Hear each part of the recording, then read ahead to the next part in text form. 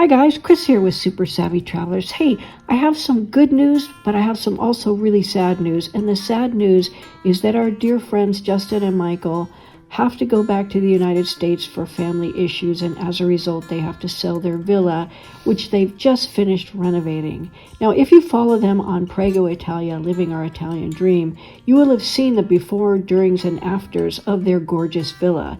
They bought it a couple years ago, and if you followed them, you will know it needed quite a lot of love when they picked it up. But they gave it the love, and with their spectacular design sense, they have created a masterpiece.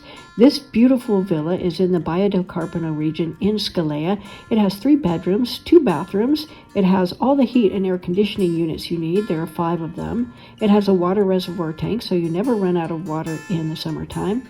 It has an electric driveway gate with parking for 2 cars, updated water and electric. The kitchen is included, and it has a dishwasher and an American refrigerator. There's new tile throughout that was just put in, and it comes partially furnished.